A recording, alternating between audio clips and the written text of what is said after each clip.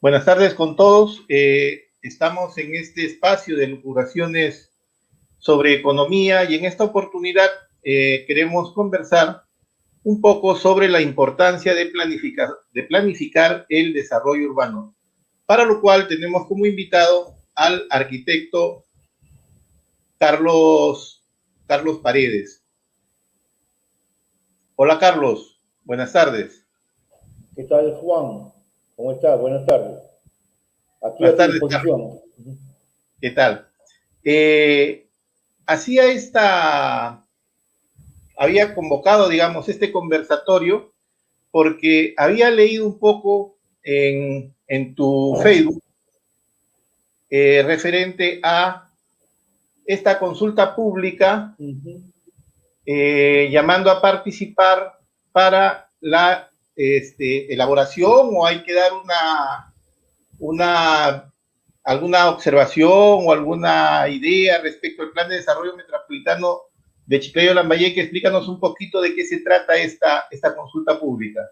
Sí, verás, a lo largo del tiempo, pues siempre se han ido necesitando que las ciudades o los territorios se planifiquen con diversos horizontes de temporalidad. Entonces, actualmente la norma vigente, que es el Decreto Supremo 022 de Vivienda, publicado en el 2016, incluye dentro de la misma cómo deben ser los procesos para la aprobación de los diversos planes urbanos, ¿no? Norma que se ha ido adaptando y modificando y en algunos casos copiando normas anteriores de los últimos pues, 50 años, ¿no? Entonces, la norma indica que una vez acabado el plan, este plan debe estar durante 30 días expuesto en un proceso de consulta pública para cualquier actor del territorio puede emitir una observación o unas recomendaciones, ¿no? Entonces, también sabes, pues, Reconstrucción con Cambios destinó casi 2.000 millones de soles para formular planes de desarrollo urbano, planes de desarrollo metropolitano y planes de acondicionamiento territorial en el norte del Perú, en los departamentos de Piura, Lambayeque y La Libertad. Un grupo de esos planes incluyen el Plan de Desarrollo Metropolitano de Chiclayo-Lambayeque, que se está terminando en estos momentos y que la versión final está sometida a consulta en estos días. Ya, y esta consulta pública termina indefectiblemente el 26 de marzo, o sea, dentro de 2 días. En 2 días, efectivamente, sí. Dígase de paso que ya han habido presentaciones que el ministerio, la empresa y la municipalidad en conjunto, vía Zoom, han hecho para presentar el plan y para que ahí pueda haber un primer acercamiento de los actores y presentar los unos el plan y los otros presentar pues las observaciones que ya tenemos, ¿no? Al mismo.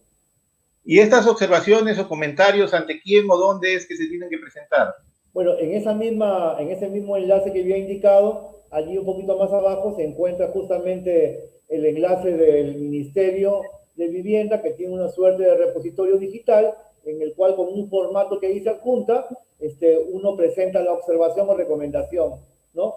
Identificando pues a la persona natural o jurídica, la institución, y describiendo cuál es la observación o recomendación, un espacio para una argumentación y también para juntar pues, planos, documentos, certificaciones que puedan hacer más sólida esa observación o esa recomendación.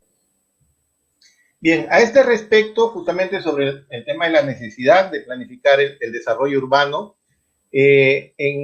a fines de enero del año 2013, cuando tú eras decano del Colegio de Arquitectos, habías efectuado unas declaraciones al semanario Expresión a raíz de un manifiesto que habían presentado una veintena de arquitectos respecto de la necesidad justamente de planificar el desarrollo urbano, ¿no? Y en este artículo, en esta entrevista que tú dabas al semanario, señalabas de que la pregunta era si Chiclayo puede ser una metrópoli o solo un centro poblado grande de cara al año 2021, o sea, hace 8 años, mira, cómo ha pasado el tiempo. Entonces, Ahora yo te hago la pregunta, ¿no? ¿Chiclayo es un centro poblado grande o ya al 2021 se ha convertido en una metrópoli? Mira, Juan, oye, ¿qué tal recuerdo ese que me traes a la mente? ¿Ah?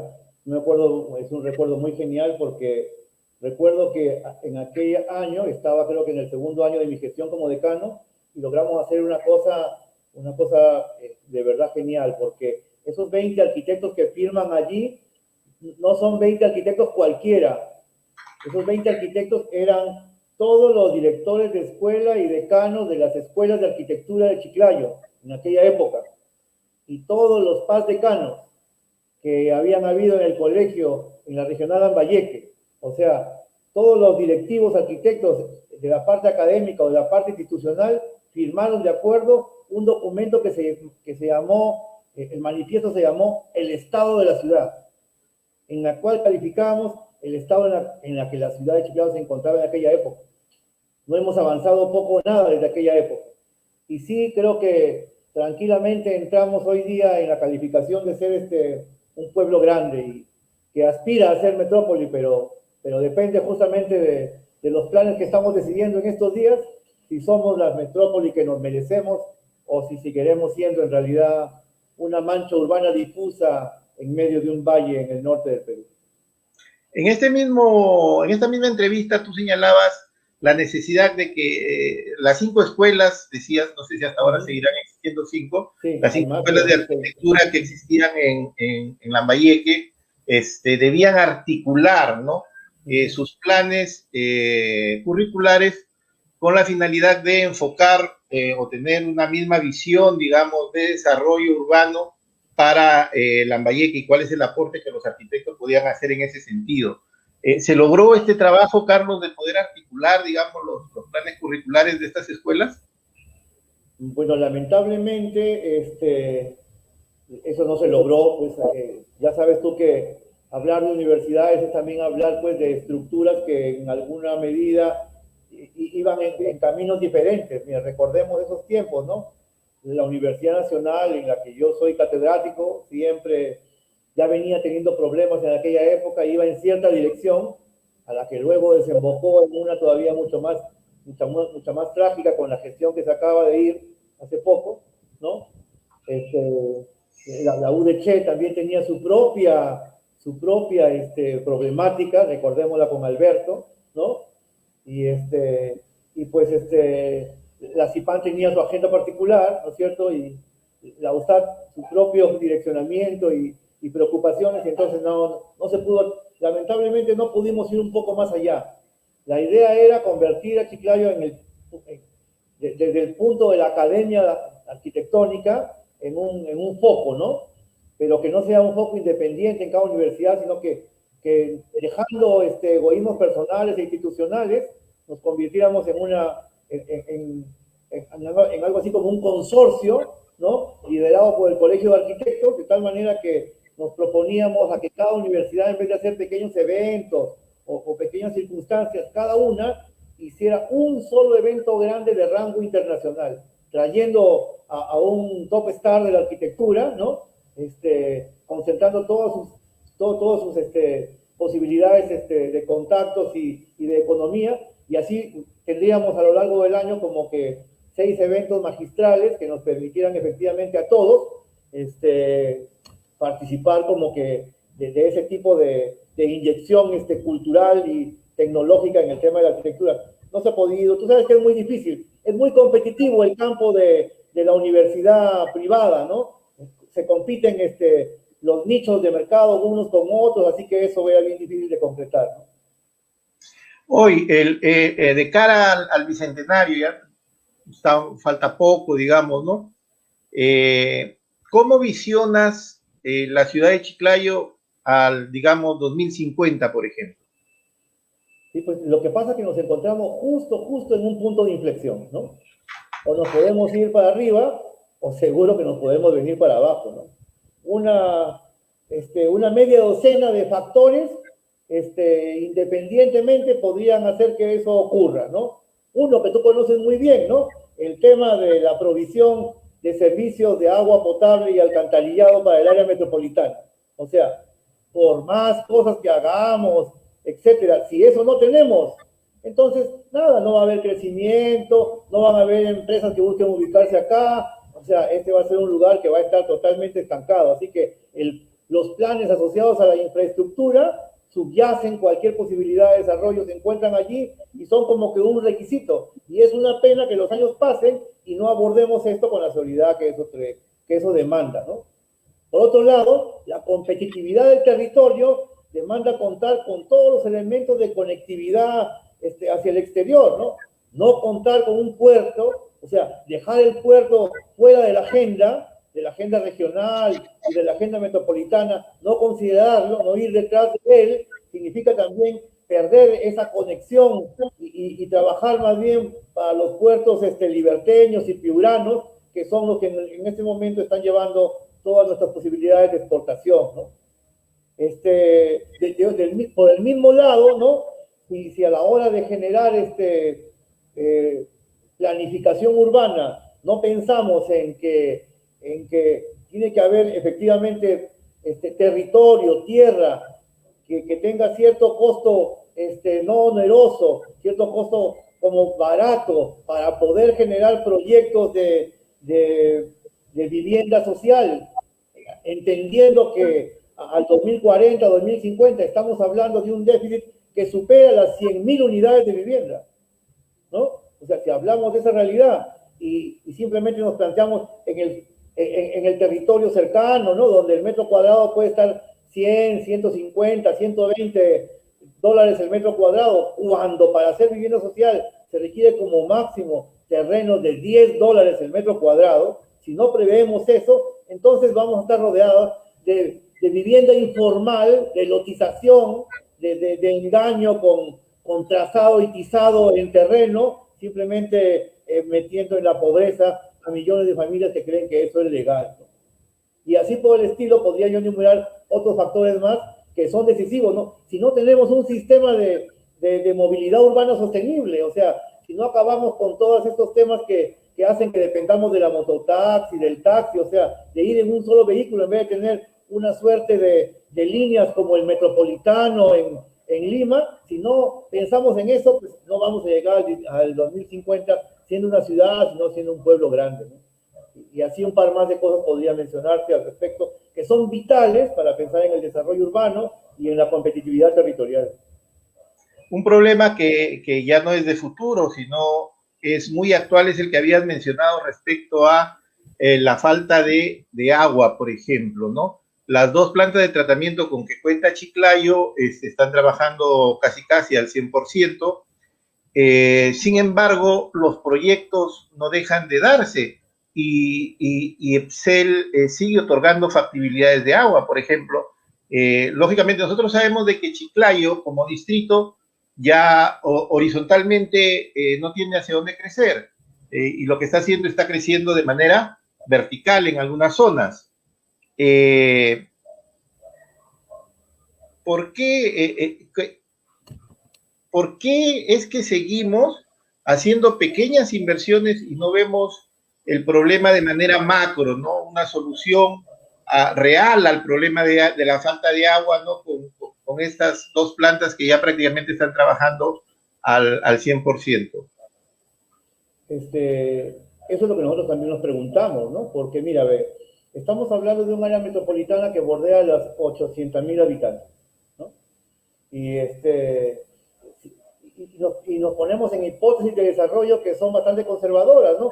Pensando en el crecimiento probablemente sea tendencial, ¿no? Pero si la ciudad es exitosa, si la ciudad es competitiva, si las condiciones se dan, la población también va a aumentar más, ¿no? Podemos estar hablando de una ciudad intermedia en los próximos, o sea, intermedia global en los próximos 50 años. Una ciudad como Medellín o como Cali en Colombia, ¿no? 3 millones y medio de habitantes, o quizá más, ¿no? Entonces, tú sabes muy bien que un plan básico, un plan maestro para una red como la que se requiere, no se hace de la noche a la mañana y tampoco se puede plantear en corto plazo, ¿no? Tenemos que estar pensando en esa ciudad que va a ocurrir en 30 años y todo nos va bien, ¿no? porque si todo nos va mal va a ser peor, ¿no? Va a estar esa misma ciudad, pero un gran pueblo joven extendido. También entiendo que no es tan cierto que se estén dando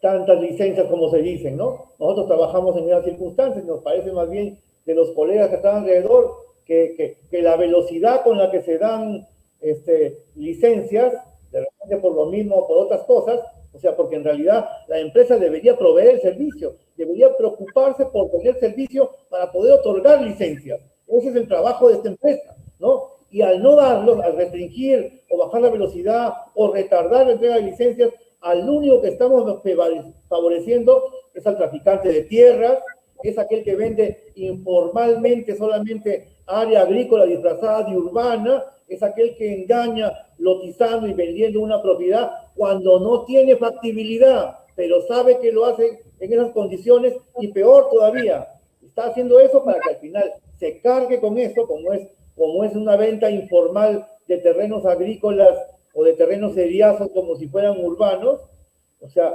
ya va induciendo al mismo comprador a que en el futuro se organicen, formen una asociación y vayan a la municipalidad a pedirle que les provea el servicio.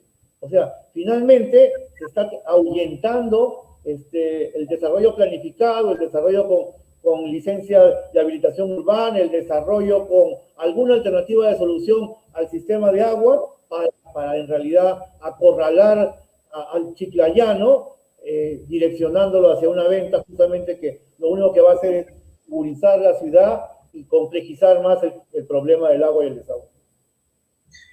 La pandemia también nos ha traído algunas situaciones, por ejemplo, se ha cerrado la avenida Vale. Elías Aguirre, ¿no? Entre Colón y 7 de enero, ¿no?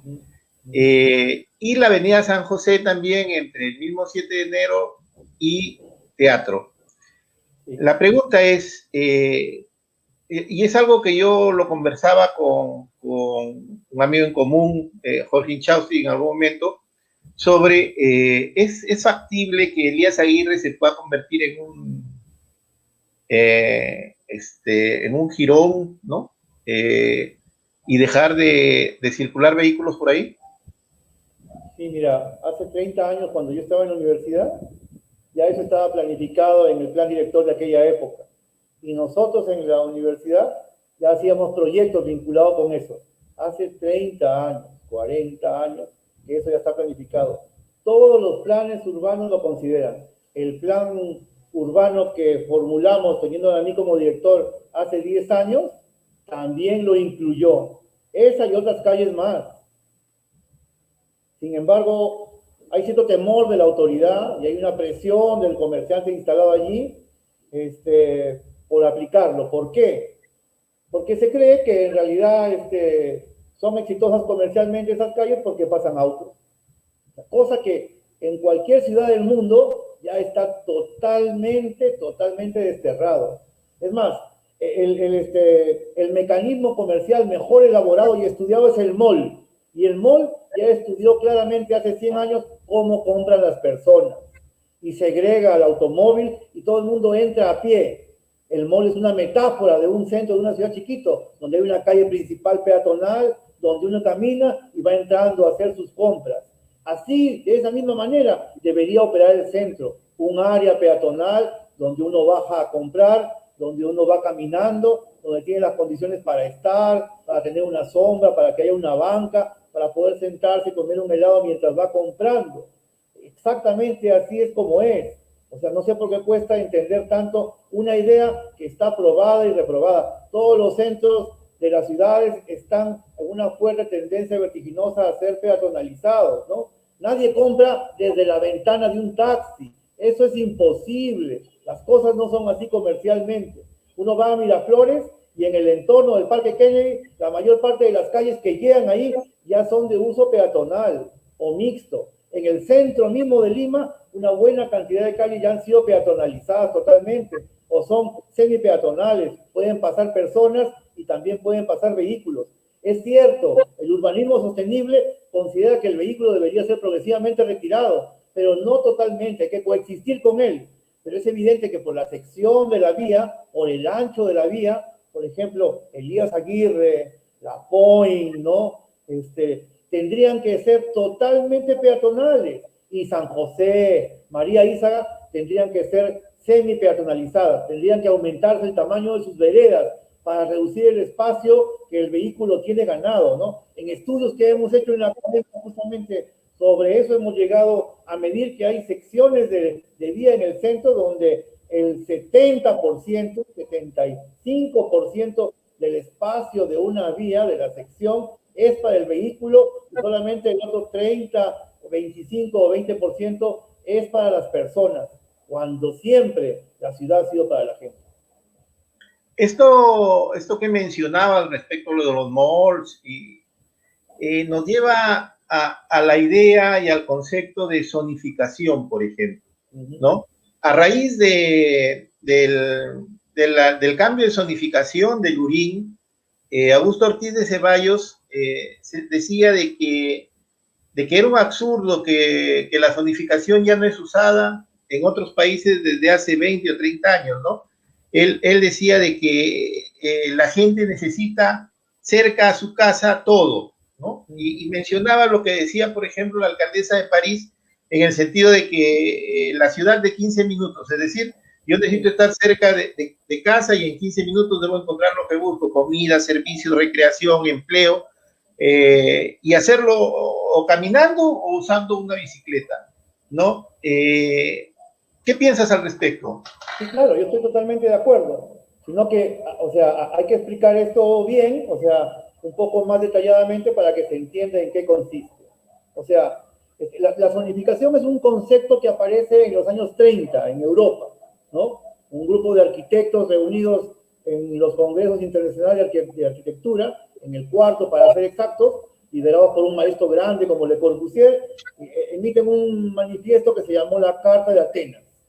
En ese manifiesto, por primera vez se habla de zonificación, el famoso zoning, y en aquella época, ciudades mucho más sencillas, evidentemente, él consideraba que habían 4 zonas, ¿no? Había una zona para residir de viviendas, había una zona para trabajar, digamos que comercial o financiera, y había una zona para esparcimiento, digamos los parques de diverso tipo, y había una cuarta función que era la función circular a través de las diversas serie de vías de diverso orden que existían.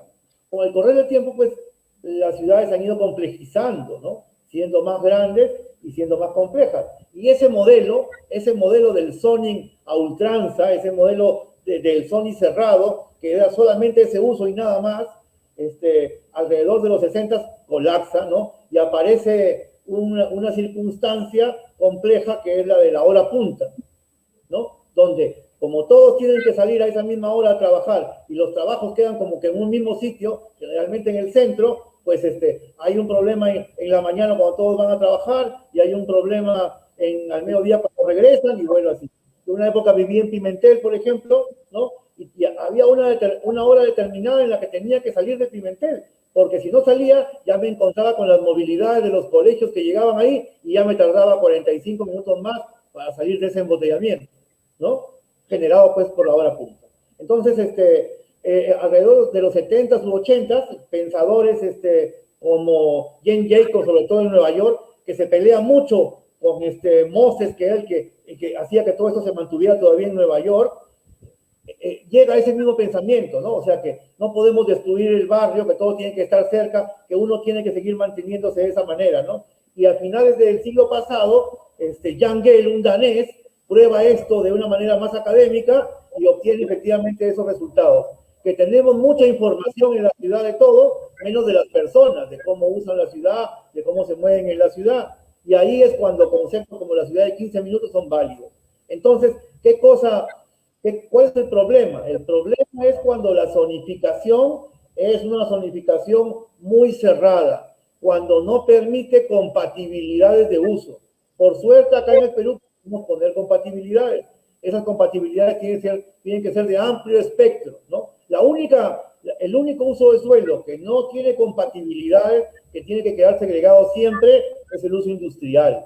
por el tipo de emisiones, de peligros y de circunstancias, y porque casi siempre está vinculada a otras infraestructuras más poderosas, como puertos, por ejemplo, ¿no?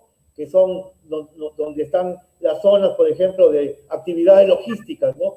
Que tienen esta caracterización. Pero yo comparto también, creo también en eso, porque justamente en la diversidad, como decía la dama del urbanismo, Jane Jacobs, en la diversidad es donde está el éxito y donde está la supervivencia de la ciudad, en que haya de todo un poco y en que uno pueda ir a todos esos lugares caminando. Por eso que él recomienda que uno se busque un trabajo, una casa, un lugar para residir cerca de donde vive, ¿no?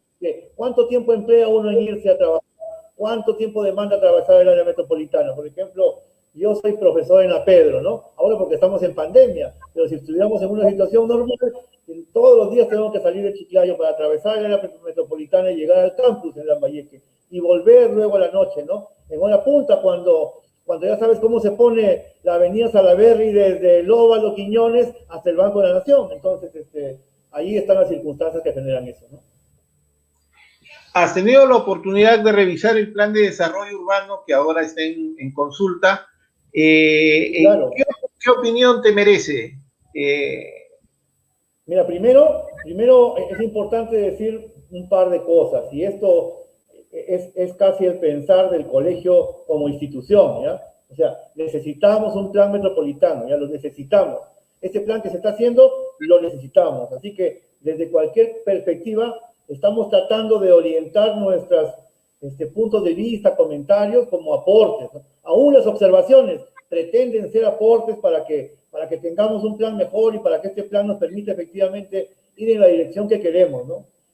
Y me parece que el plan necesita unos ajustes, ¿no? Unos ajustes primero desde el diagnóstico. Tú sabes que para poder encontrar una cura, para poder, como diría un doctor, para ubicarme en esa metáfora, para que un doctor te dé un tratamiento, te recomiende qué hacer, tiene que estar bien claro cuál es tu diagnóstico. Y entonces parece que hay algunos aspectos en los cuales, de repente motivados por la pandemia o por situaciones de cambio de gobierno en estos periodos, por las situaciones que sea, hay alguna información del territorio que no está totalmente registrada, ¿no?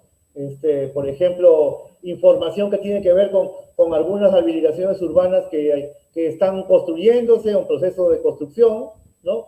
Y con derechos adquiridos. Por ejemplo, cuando tú vas a la municipalidad, tienes allí una propiedad que en el plan vigente, en el plan del 2010, marca que es zona urbana, entonces tú quieres ver qué cosa puedes hacer con ese terreno y, bueno, sacas un certificado de zonificación y vías y te dice ese certificado de zonificación qué tipo de zonificación se puede dar allí, qué tipo de actividades se pueden dar allí, y te dice que puedes construir edificios de 6 pisos, de 4 pisos, en fin, lo que te diga, ¿no? Y entonces tú lo tienes ahí. Ese es un documento que tiene valor legal, ¿no es cierto? Y resulta que hemos notado que el plan, lo que está en varios lugares, lo que ha hecho es marcar un área como urbana que es menor que la que estaba marcada en el plan anterior. Y entonces, esa zona que queda la ha puesto como una zona de protección ecológica, es decir, para que se convierta en bosque, para que sea un lugar arbóreo. Y resulta que tú tienes un certificado que está en esa misma zona del plan que en este momento todavía rige, que dice que es zona urbana. El día que el otro se publique va a generar, si no pérdida de derechos jurídicos, por lo menos una inseguridad jurídica, ¿no? Por lo menos alguien va a perder, o sea, al día siguiente va a perder valor la propiedad de ese señor probablemente, ¿no? Como terreno. Y de repente inclusive puede ser que hasta él se la hayan vendido como terreno urbano, ¿no? A un costo de quién sabe. Y resulta que ahora puede ser que de un plumazo el valor de esa propiedad, lo que invirtió allí, baje sustancialmente. Entonces, por allí hay los aspectos que hemos visto. La propuesta también es materia de poder decir cosas allí. Claro, la pregunta ahora es justamente lo que nos traía a este conversatorio, ¿no? ¿Por qué es importante planificar el desarrollo urbano? Y bueno, primero porque ya sabemos que el conjunto de requerimientos que la ciudad tiene para el futuro tienen que preverse con anticipación. Hablábamos al comienzo de los servicios, ¿no? El agua, por ejemplo, ¿no? Entonces, resulta que de la noche a la mañana no se construye una planta de tratamiento de agua. Ah. De la noche a la mañana no se tiende una red de emisores, ¿no? De la noche a la mañana no se hace una planta de procesamiento de aguas hervidas, ¿no? Claro, y es que no solamente se trata de la planta de tratamiento, sino también de la fuente de abastecimiento. Efectivamente. En nuestro caso son las lagunas Morón, ¿no? Entonces, que también están trabajando. Yo tengo que tener o sea, como ciudad, la ciudad tiene que tener un pensamiento prospectivo, es decir, tiene que tener claridad de lo que va a ocurrir en el futuro para prever los requerimientos infraestructurales que en el futuro va a necesitar. Eso por un lado, queda claro, ¿no? Pero también la ciudad, para ser un territorio exitoso, para la competitividad territorial, para poder ser competitivos con Trujillo, para poder ser competitivos con Piura, para poder lanzar mensajes a los inversores, tenemos que decir cuáles son nuestros planes para el futuro urbano, de tal manera que podamos alentar ante esa transparencia y ante esa claridad, ante esa predictibilidad, qué cosa es lo que se van a animar inversores en centros comerciales, inversores en cadenas de colegios, el mismo Estado, inversión en infraestructura de salud. O sea, el plan tiene por objetivo presentarnos el futuro, anticiparse a él, indicarnos cuáles van a ser nuestros requerimientos en función de la opción de futuro tomada, ¿no? Porque tenemos varios escenarios, sabemos que la vida está llena de escenarios, ¿no? Una cosa sería en el 2050, si el plan se aprueba como está, y otra cosa sería en el 2050, si el plan se aprueba con las mejoras que los actores urbanos pueden sugerir. Y otra cosa peor sería si es que el plan no se aprueba. Con respecto a Trujillo y Piura, ¿consideras que estas dos ciudades en cuanto a desarrollo urbano le llevan ventaja a Chiclayo? ¿Y qué tanta ventaja nos lleva? Sí, bueno, mira, es importante reconocer varios temas porque a pesar de que la situación es mala, si hacemos una línea de tiempo de los últimos 200 años, pues de repente no es tan mala, ¿no? Pero en estos últimos 40 se ha puesto muy mal. ¿Y por qué digo que en una mirada más amplia no es así? Porque recordemos que Trujillo y Piura son ciudades fundacionales, ¿no? Son ciudades virreinales, son ciudades que tienen pues 400, 350 años, ¿no? Son ciudades que se fundaron con planificación, ¿no es cierto? Bajo la ley de Indias de Felipe II, ¿no? Con un trazado, una trama, ¿no? Nos llevan allí en realidad mucho tiempo. Chiclayo es una ciudad nueva, adolescente, 180 años, ¿no es cierto? Ni siquiera se fundó, apareció espontáneamente en un cruce de caminos al lado de un convento de franciscanos. Entonces, hay que tomar en cuenta nuestros orígenes, ¿no? Pero a pesar de nuestros orígenes, estamos ahí, ¿no es cierto? O sea, intentando ser competitivos como ciudad. Pero es cierto que en planificación tenemos grandes problemas, ¿no? Ya Trujillo, hace cerca de 40 años, tiene el plan de MEN, el Plan de Desarrollo Metropolitano de Trujillo, ¿no? Y arquitectas reconocidas como la arquitecta Anemilla, los últimos 30 han manejado ello. Los pueblos jóvenes trujillanos están planificados, están ordenados, tienen avenidas, tienen secciones de calles en esos lugares que ya prevén el futuro. Para darte una idea, tú lo debes reconocer, ¿no es cierto? Se nota eso. Claro. Y Piura, bueno, Piura no, o sea, Piura tiene otra ventaja más grande, pues que Piura es algo así como, Piura seguramente que podría haber sido el paraíso, ¿no? Todo tiene Piura, ¿no? En términos de región, ¿no? Tiene puertos, tiene petróleo, tiene canon por aquí, tiene canon por allá. Entonces, de verdad que uno va y ve lo que ha hecho reconstrucción con cambios, ahí ve las grandes avenidas, han cambiado completamente el agua y desagüe en muchos, o sea, de verdad que, o sea, y acá nosotros no tenemos pero canon de nada. Entonces, por supuesto que nos llevan en obra, o sea, en Trujillo nos llevan en planificación y en Piura nos llevan en obra pública, ejecutada, ¿no? En el nivel de presupuesto que tienen ellos para intervenir su territorio y su región. Entonces, Mira, a pesar de sus gobernantes, mira cómo lo digo, a pesar de sus gobernantes en el nivel regional y en el nivel de ciudad, a pesar de ello, Chiclayo está donde está, o sea, casi por sí solo, por inercia, por la posición que tiene en el territorio macrorregional, por el lugar donde se encuentra, ¿ya? Y entonces, nada, tenemos que aprovechar lo que tenemos para tratar de recuperar el tiempo perdido. Muy interesante, Carle.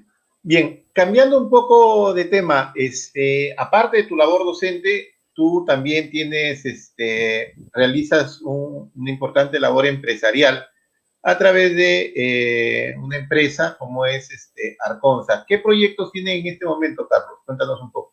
Pero mira, básicamente hemos decidido pues, poner en juego todos los conocimientos que hemos adquirido en la academia y que hemos adquirido en casi 30 años de experiencia en el campo de la planificación, ¿no? Conjuntamente con Jorge, mi socio, que tiene pues casi la misma temporalidad en los temas de la gestión pública urbana, ¿no? Y entonces estamos poniéndola justamente para poder, por un lado, hacer obra, ¿no? Obra efectivamente en función de los requerimientos de los grupos diversos sociales que demandan vivienda social, vivienda un poco económica, pero para niveles y grupos familiares diversos, vivienda en la ciudad y en la periferia, vivienda en la playa, ¿no? En este momento estamos desarrollando un conjunto de 14 viviendas de 2 pisos, ¿no? 90 metros cuadrados echados cada una, en la zona de Puerto Eten, ¿no? Y nos parece que es un proyecto que está muy bien recibido, creo que es una propuesta funcional y cómoda, y pues a 2 minutos de la arena, del mar, y creo que en estos tiempos de pandemia, justamente nuestro proyecto, Sol del Puerto, está hecho para responder inclusive a las condiciones que uno para buscando en el COVID, ¿no? Lugares tranquilos, que no haya mucha concentración de población, donde uno puede estar en calma, ¿no? O donde uno puede ir a pasar allá, a retirarse un poco, o la segunda vivienda que uno puede tener para pasar el fin de semana, ¿no? Y por otro lado, estamos desarrollando proyectos de habilitaciones urbanas para como proyectistas urbanos, ¿no? O gestionando las mismas, ¿no? Que es también nuestro otro campo de accionar, ¿no? Y hemos estado hasta hace poco, pues, evidentemente trabajando en el tema de la planificación, ¿no? A estos proyectos que se presentaron, también estuvimos nosotros ahí lidiando, ¿no? Y bueno, llegamos a pasar hasta la etapa final y ahí, por temas de la suerte, del azar, del sorteo final, es que no terminamos haciendo algunos de los planes que en el norte se están llevando a cabo. Parece ser de que toda esta zona de playas, por así decirlo, del circuito de playas, se ha convertido en unas en zonas para el desarrollo de proyectos urbanos, ¿no? Acá en Chiclayo, ¿no? En Lambayeque. He notado un desarrollo bastante importante en estas zonas, ¿no? No solamente, como lo decías, me parece, como segunda vivienda, sino incluso como primera vivienda. Sí, sí, claro. Sí, claro, cuando yo hablaba de las posibilidades del proyecto que te estamos indicando, estaba dando como que todas las opciones, pero la primera es efectivamente de primera vivienda, ¿no? Hemos notado, por ejemplo, es más, tú vas, por ejemplo, a Pimentel y vas subiendo ahora hacia la zona de las rocas y ves que ya hay por allí intenciones instaladas, ¿no? De diversos modelos, viviendas un poco más cerradas, etcétera, ¿no? Puedes ir a la web y vas a ver que hay gente que está vendiendo desarrollos inmobiliarios en estas zonas, ¿no? Y que está presentando proyectos, ¿no? Que tienen esas particularidades. Lo que pasa es que, pues, el chiclayano está buscando casa. Ante la opción de departamento y casa, el chiclayano opta por casa. Estamos muy ligados a la tierra y a nuestra propiedad y a nuestro terreno y eso, ¿no? Entonces, es por eso que la clima, ¿no? Y luego, ahí solamente está faltando nada más que ciertas cosas, que ciertas situaciones de infraestructura vial mejoren, ¿no? No sé cómo irá a impactar ahora esto del plan metropolitano, porque he visto allí en el plan metropolitano que el borde playero todo el borde que va desde Pimentel hasta Santa Rosa, ¿no? Y más hasta Puerto, está considerado como que de alto riesgo, ¿no? Y no he visto, no he visto las compatibilidades que hubiera en esa zona, pero me parece que la he visto como una zona de alto riesgo y eso me parece que, no sé, en el peor de los casos creo que limita los procesos de desarrollo. Tendremos que verificar allí esas circunstancias, ¿no? Es cierto que estamos marcados por los temas de la inundación y que nuestro suelo se licúa y esas consideraciones, pero bueno, la ingeniería ya ha llegado a enfrentar varias de estas situaciones y nosotros esperamos de que se vea un poco también eso como para poder sopesar las condiciones de competitividad que el terreno pueda tener, ¿no? Tenemos un borde costero muy lindo que puede ser aprovechado, que puede ser una vía costanera también muy interesante, ¿no? En el que puede haber cierto tipo de infraestructura, de repente si no es en primera fila, por lo menos en segunda, ¿no? Y podrían haber consideraciones, inclusive ahí están los proyectos que están dados por la ciudad judicial, tiene un proyecto allí que el gobierno regional elaboró, donde está la fiscalía, la nueva sede del Poder Judicial, y etcétera, ¿no? Tengo entendido que universidades locales tienen ahí terrenos en esa zona, ¿no? Al margen de los proyectos que se estuvieran elaborando sobre desarrollo inmobiliario. Este plan de desarrollo metropolitano de Chiclayo-Lambayeque que está en consulta, este proyecto, ¿dónde se puede encontrar? ¿Dónde lo pueden encontrar aquellos que deseen participar, leerlo? Mira, en esta misma página, o sea, si tú entras tú buscas Ministerio de Vivienda en el Facebook, te va a salir el Facebook del Ministerio de Vivienda y vas bajando hasta que llegas justamente a esta página, a este flyer de consulta pública del Plan Metropolitano de Chiclayo. En la parte de abajo hay un link que te lleva a un enlace donde están los documentos y los planos de propuesta y los documentos y los planos de diagnóstico, y hay también 3D de los proyectos, y un poquito más abajo, allí mismo, se encuentra la ficha para poder presentar observaciones o recomendaciones. Lo puedes hacer en digital a través de ese enlace, teniendo un correo Gmail, y lo puedes hacer en físico, descargando la ficha y presentándola acá en la Gerencia de Urbanismo de la Municipalidad Provincial de Chiclayo. Es conveniente indicar que no solamente es el tema de poner la observación, sino que, por supuesto, tanto la observación como la recomendación tienen que ser, o sea, hay un espacio para la argumentación técnica de la misma, ¿no es cierto? Y para adjuntar, pues, fotos, planos, certificados, etcétera, que se tuvieran para poder indicar tal o cual. Bueno, ignoro al respecto, pero ¿ha habido, Carlos, alguna exposición sobre este tema previamente? Claro que sí, han habido varias exposiciones a lo largo de estos meses, ¿no? Que el equipo técnico ha hecho en la etapa de diagnóstico y en la etapa de propuesta. Es más, una última la hemos tenido justamente hace un par de días, en la cual prácticamente se cerraron las presentaciones de este tipo, en donde el equipo técnico cumplió con presentar totalmente el plan, y ahí le estuvimos indicando algunos actores territoriales, en mi caso en representación del Colegio de Arquitectos, cuáles eran preliminarmente y de manera muy acotada nuestras observaciones, y también allí el equipo técnico pues hizo un esbozo de respuesta, ¿no? Evidentemente hay que ser mucho más puntuales, pues hay que se presenta observación por observación, se presenta recomendación por recomendación, una ficha para cada uno, ¿no? Pero y entendemos que hay otros actores territoriales, la Cámara de Comercio, seguramente el Colegio de Ingenieros tendrá mucho que decir al respecto, ¿no? Esperemos que estén ahí también sus observaciones y recomendaciones, y por nuestra parte, el Colegio de Arquitectos está justamente subiendo entre el día de hoy y el día de mañana, y tal vez hasta aprovechando el último día, las observaciones y las recomendaciones que tiene, porque el tema no solamente es criticar, el tema es en realidad aportar, como para que, ya lo decíamos, a que el plan urbano de Chiclayo, el plan metropolitano en este caso, sea pues el que nos merecemos y el que impulse a la ciudad hacia el futuro al que todos aspiramos, de un área metropolitana desarrollada, competitiva y en el cual podamos efectivamente prosperar todos. Bien, Carlos, te agradezco por este enlace.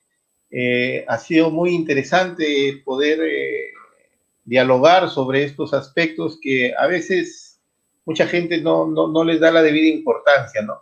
Pero que resultan pues ser claves de cara al desarrollo que la ciudad pueda tener en el futuro. Te agradezco. Por nada, Juan, todo un gusto. En cualquier momento ya sabes que estamos siempre disponibles y sí, de verdad que sí les pido a todos, los que puedan, entren a la página web del ministerio. Es un poco tarde ya. Ayer lo decíamos en el gobierno regional, en una reunión que teníamos justamente de la sociedad civil, con la congresista Rita Ayasta y con el gerente regional, que también la región también debería entrar alguno de sus técnicos o una oficina también a darle un vistazo a eso, porque la región también tiene que decir, todos tenemos que decir, así que darle un vistazo a la propuesta del plan para ver cómo podemos ayudar a mejorar con una opinión, con un aporte, con una observación.